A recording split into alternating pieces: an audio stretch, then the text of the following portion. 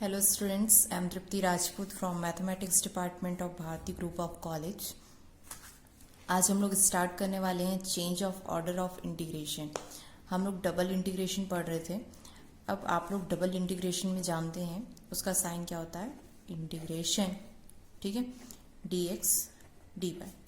ये किसका फॉर्म है, आपका डबल इंटीग्रेशन का फॉर्म है। इसको हम लोग सॉल्व करना सीख चुके हैं। बट अब क्या दिया हुआ है, change of order of integration.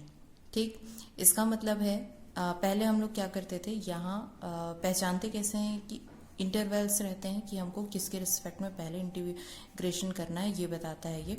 यहाँ जैसे कोई भी इंटीग्रेशन हो जो जिसमें x हो, ठीक है, x का कोई फंक्शन हो, तो x का यदि कोई फंक्शन है किसी भी इंटीग्रल में, तो वो किसका इंटरवल हुआ, y का। ठीक, यदि किसी इंटीग्रल में x का फंक्शन है तो वो किसका इंटरवल कहलाएगा, y का इंटरवल कहलाएगा। ये बात आपको अच्छे से याद रखनी है। फिर से रिपीट कर रही हूँ मैं, जब किसी इंटीग्रल में आप जानते हैं यहाँ पर जैसे 0 to 1 है या यहाँ पर x to इनफाइनाइट है, ठीक है, तो यहाँ पर क्या है, x का फंक्शन है, मतलब ये किसका इंटरवल है, y का। ठीक, इसका मतलब हमेशा आपको इंटीग्रेशन में क्या करना है, आपको फर्स्ट कौन सा इंटीग्रेशन करना है बोलेंगे तो आप ये नहीं देखेंगे कि फर्स्ट में कौन सा इंटरवल दिया हुआ है, x का इंटरवल दिया है कि y का इंटरवल दिया है। यहाँ से फर्स्ट होता है, ठीक है, कहाँ से, यहाँ से फर्स्ट होता है। अब यहाँ ये किसका इंटरवल दिया हुआ है, y का इंटरवल दिया हुआ है, इसीलिए हम किसके रिस्पेक्ट में इंटीग्रेट करेंगे, इसको y के रिस्पेक्ट में पहले इंटीग्रेट करेंगे और x को कांस्टेंट रखेंगे। जब इंटीग्रेशन हो जाएगा उसके बाद जो वैल्यू आएगी उस वैल्यू को हम किसके रिस्पेक्ट में इंटीग्रेट करेंगे, फिर dx x के रिस्पेक्ट में इंटीग्रेट करेंगे। अब आपको ये याद रखना है कि यहाँ जो फंक्शन होगा, यहाँ जो भी फंक्शन है, यदि वो x का फंक्शन है तो वो किसका इंटरवल है, y का इंटरवल है, और यदि वो y का फंक्शन है तो वो किसका इंटरवल कहलाएगा, x का, x के रिस्पेक्ट के में इंटीग्रेट करने के लिए इंटरवल कहलाएगा। ठीक, चलो हम लोग दो क्वेश्चन देखते हैं। फर्स्ट क्वेश्चन है आपका, एक क्वेश्चन सॉल्व करते हैं change of order of integration का। अब देखो, change of order of integration बोल रहा है, मतलब ये ऑर्डर्स हैं इंटीग्रेशन करने के।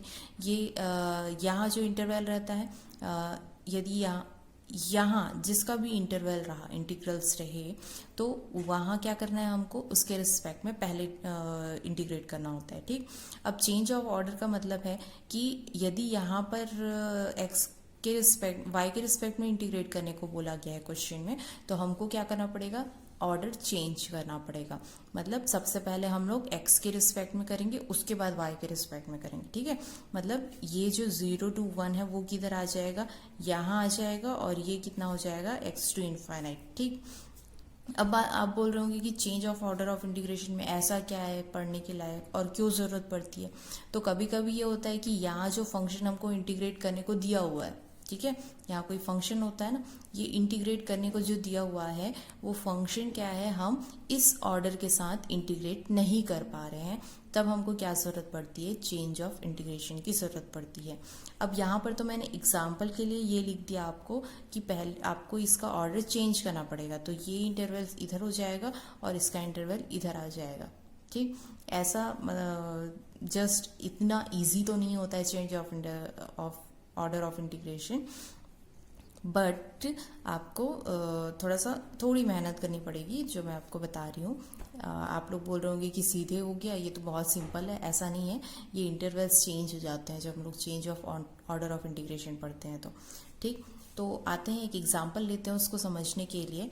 हमारे पास है, एक सेकेंड,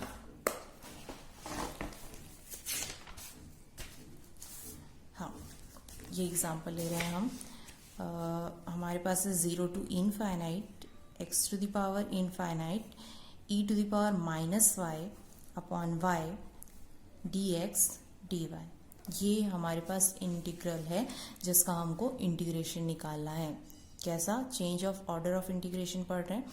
तो जब हम लोग देखते हैं कि अब देखो यहाँ x का फंक्शन है, मतलब ये किसके लिए है, y के लिए इंटरवल्स दिए हुए हैं। ठीक है, y के लिए, तो मतलब ये x is equal to 0 to infinite दिया हुआ है और y is equal to x to infinite दिया हुआ है इंटरवल हमको। तो हम लोग क्या करेंगे, पहले तो आप देख लो, जब इसका इंटीग्रेशन करोगे आप y के रिस्पेक्ट में, तो ये कितना आ जाएगा, e to the power minus Y upon minus E to the power minus Y upon Y हो जाएगा। ठीक, अब देखो ये अपॉन में है, y किस में है, अपॉन में है ना, तो y के रिस्पेक्ट में जब कर रहे हैं तो यहाँ पर ऑलरेडी y का फंक्शन दिया हुआ है। ठीक है, वो इंटीग्रेट करना थोड़ा मुश्किल जाएगा, क्योंकि ये देखो ये अपॉन में, चलो मैं y को t मान लेती हूँ, यदि y is equal to t मान लिया मैंने, उसके बाद में फिर यहाँ क्या हो जाएगा, t का फंक्शन हो जाएगा। ठीक, फिर से वही प्रॉब्लम आ जाएगी यहाँ पर,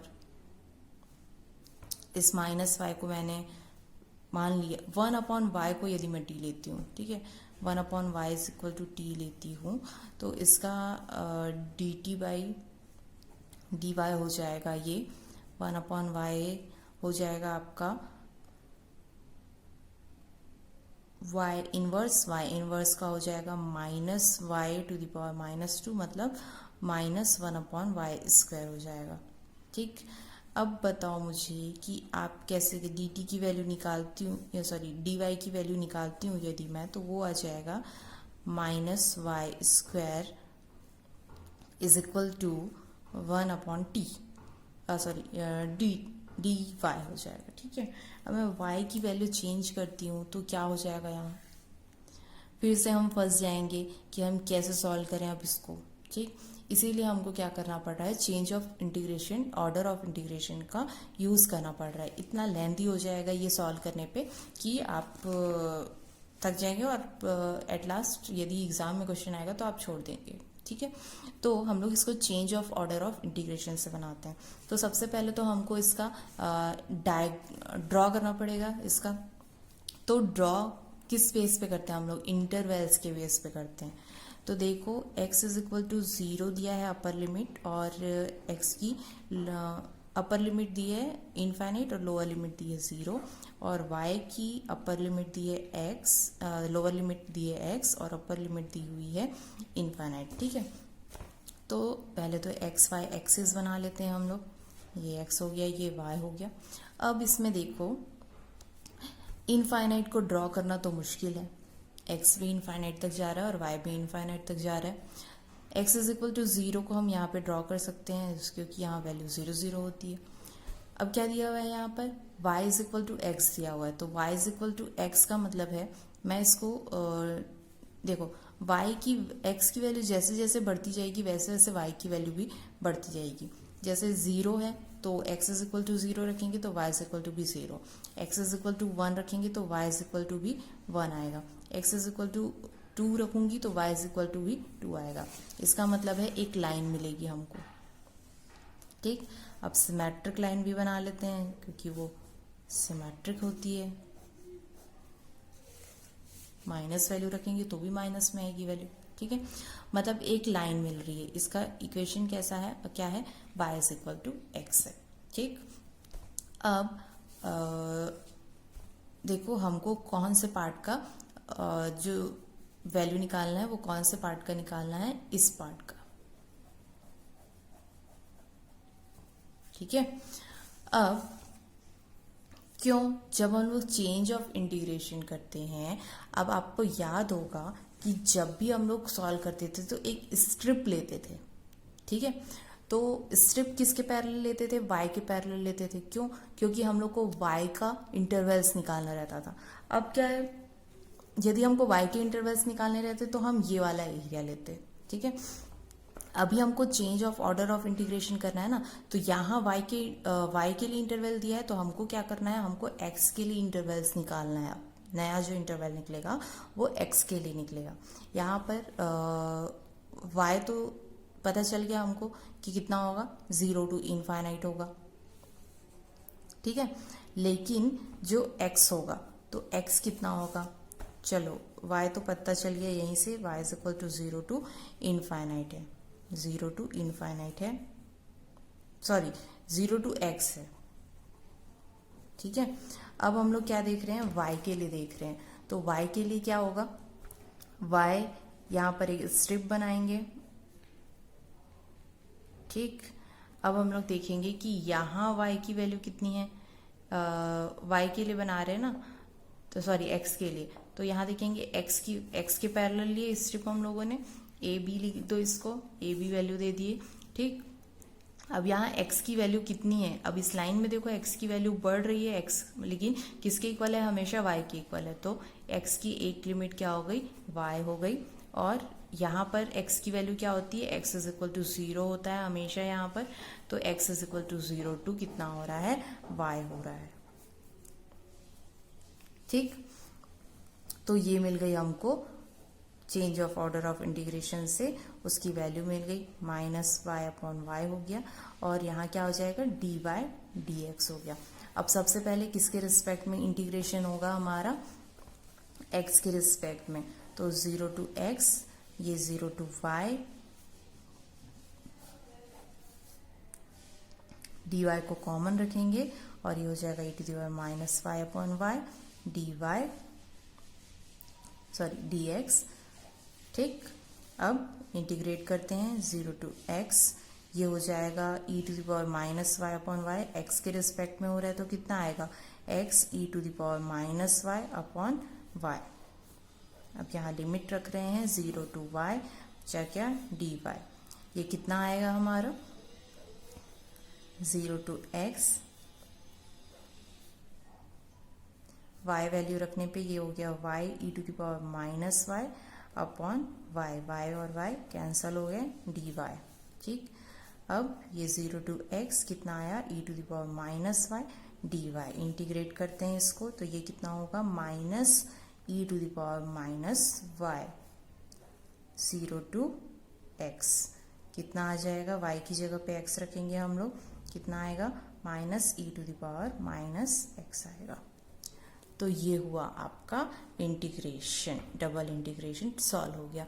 आपने देखा कितने इजीली तरीके से ये सॉल्व हो गया, और जब हम लोग e to the power minus Y change of order of integration नहीं कर रहे थे तो ये कितना लेंथी होते जा रहा था। ठीक, तो इसी तरीके से आपको सॉल्व करना है किसी भी क्वेश्चन को, आप प्रैक्टिस करते जाइए। और सेकंड क्वेश्चन देखते हैं। सेकंड क्वेश्चन है हमारा x is equal to 0 to 1 and y is equal to e to the power x to e 1 upon log y dx dy। ठीक है, अब हम लोग देखते हैं कि अब देखो ये x का फंक्शन है, ये दिया हुआ तो नहीं रहेगा, मैंने लिख दिया है यहाँ पर x का फंक्शन है, इसका मतलब ये y की लिमिट है। ठीक, तो हम लोग देख लेते हैं कि x की लोअर लिमिट कितनी दी है 0 और x की अपर लिमिट कितनी दी है 1। फिर y की लिमिट देखते हैं, तो y की लोअर लिमिट है e to the power x और अपर लिमिट है e। ठीक, अब हम लोग इसको सॉल्व करते हैं। पहले तो ड्रॉ करना पड़ेगा हमको कि, और ड्रॉ करने पे ये किस पे डिपेंड करता है, लिमिट्स पे डिपेंड करता है ड्रॉ करना। ये x एक्सिस है, ये y एक्सिस है, x की वैल्यू 0 है। ठीक, तो यहाँ होगी, और 1 कहाँ होगा, इस पॉइंट पे होगा, x इज इक्वल टू 1 होगा। अब y is equal to e है, तो e कब होगा, जब ये देखो y is equal to e to the power x है, तो e to the power x की वैल्यू जब हम 0, x की वैल्यू 0 रखते हैं तो कितना आ जा रहा है, y is equal to e to the power 1 आ जा रहा है। मतलब यहाँ कोई पॉइंट होगा, यहाँ से स्टार्ट होगा, मतलब जो कर्व है वो यहाँ से स्टार्ट होगा। ठीक, फिर y इज इक्वल टू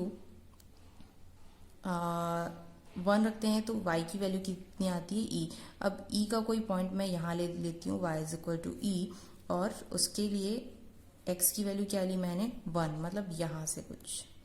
ठीक, यहाँ पॉइंट मिलेगा हमको, इसका मतलब है कर्व कुछ इस तरीके से बनेगा। ठीक, ये पॉइंट लिया है हमने। अब ये क्या है, y is equal to e to the power x है ये कर्व, इसको हमने जोड़ दिया इस पॉइंट को। ठीक, अब यहाँ y की वैल्यू कितनी है, y इज इक्वल टू 1। तो लिमिट देखते हैं, अब हम लोग इंटीग्रेशन में आ जाते हैं। i इज इक्वल टू, ये वाला एरिया है, समझ लीजिए ये वाला एरिया है हमारा। i इज इक्वल टू हो गया हमारा, y की वैल्यू कहाँ से स्टार्ट हो रही है, 1 से स्टार्ट हो रही है, कहाँ तक जा रही है, e तक, तो ये हो गया 1 से e। अब हम लोग देखते हैं x की लिमिट, तो x इज इक्वल टू कहाँ से स्टार्ट हो रहा है, हमको स्टेप लेना पड़ेगा उसके लिए इस तरीके से। तो इसके लिए बेस ये है, तो x इज इक्वल टू 0 से स्टार्ट हो रहा है और यहाँ y की का फंक्शन है जिससे हम x की वैल्यू निकाल सकते हैं। यहाँ x निकालेंगे तो ये आएगा log y। तो कहाँ तक जा रही वैल्यू, log y तक जा रही है। तो 1/log y dx dy। ठीक, अब हम लोग इंटीग्रेट करेंगे x के रिस्पेक्ट में, तो 1 to e इसको x के रिस्पेक्ट में इंटीग्रेट करेंगे तो ये आएगा x/log y आएगा। ठीक, लिमिट लेंगे तो ये हो गया log y, dy बचा है, y के रिस्पेक्ट में करना है अभी हमको। यहाँ लिमिट रखने पे ये आ जाएगा log y/log y। ठीक है, 0 रखने पे तो 0 हो जाएगा। तो ये बचा हमारा 1 और 1 का y के रिस्पेक्ट में इंटीग्रेट करने पे आएगा 1 और लिमिट रख दिया हमने 1 to e। इसके बाद में हमने लिमिट जब पुटअप किया तो लिमिट पुटअप करने के बाद में आ रहा है हमारा e -1। ठीक, तो ये किसका ये हुआ हमारा change of order of integration करने पे इंटीग्रेशन की वैल्यू आई है ये। ठीक है, तो इसी तरीके से आपको सारे क्वेश्चन सॉल्व करने हैं चेंज ऑफ इंटीग्रेशन में। आपको क्वेश्चन में लिख के दिया रहेगा कि आपको चेंज ऑफ इंटीग्रेशन का यूज करके आपको इसको इंटीग्रेट करना है, आपको इसको सॉल्व करना है इस क्वेश्चन को, ये क्वेश्चन में मेंशन रहेगा। ठीक है, तो आपको कोई प्रॉब्लम नहीं होगी। और यदि आपको कोई भी प्रॉब्लम आ रही है, यदि आपको सिर्फ इंटीग्रेशन दे दिया है सॉल्व करने के लिए और उसमें ये नहीं लिखा है कि change of order of integration, फिर भी आप चेंज ऑफ इंटीग्रेशन से उसको सॉल्व कर सकते हैं। सिर्फ आप जब ड्रॉ करेंगे तो आपको ध्यान रखना है कि आपको रीजन कौन सा लेना है। जैसे कि रीजन में जब हम लोग सेम यही एग्जाम्पल लेते हैं, ठीक है, तो हम रीजन कौन सा लेते, आपका ग्राफ तो यही बनता, सेम बनता आपका ग्राफ। ठीक है, ये x एक्सिस, ये y एक्सिस, ये आपका y is equal to e to the power x होता, लेकिन आपका एरिया कौन सा होता, ये एरिया होता आपका। ठीक है, x इज इक्वल टू 1 और यहाँ पर x की वैल्यू कहाँ तक जाती, log y, जो भी आपका ये रहता और आप स्ट्रिप लेते इस तरीके से y एक्सिस के पैरेलल। ठीक है, इस चीज के लिए यहाँ जो वैल्यू दी है उसके लिए। अब यहाँ देख लो x इज इक्वल टू कहाँ से स्टार्ट हो रहा है, 0 से स्टार्ट हो रहा है और 1 तक जा रहा है। ठीक है, अब आप y की वैल्यू देखोगे तो यहाँ y इज इक्वल टू कितना है, e to the power x बोला तो e to the power x है और y की वैल्यू यहाँ पर कितनी होगी, 0 होती है और यहाँ कितनी हो जाएगी, y is equal to e to the power x होगी। लेकिन जब y is equal to e to the power x to the power 0 रखते हैं हम, तो y की वैल्यू क्या हो रही है, एक सेकेंड, यहाँ नहीं, यहाँ y इज इक्वल टू कितना होगा, e होगा, उसके बाद में वो वैल्यू यहाँ तक जाएगी, यहाँ वैल्यू e होगी। ठीक है, तो y is equal to e to the power, इस तरीके से हम उसको ड्रॉ करते हैं ये। और जब चेंज ऑफ इंटीग्रेशन करते हैं तो स्ट्रिप चेंज हो जाती है क्योंकि हमको x के इंटरवल्स निकालने होते हैं। ठीक है, क्लियर है, कोई भी डाउट्स होंगे तो आप मुझे कमेंट बॉक्स में लिख के बताएंगे। Thank you.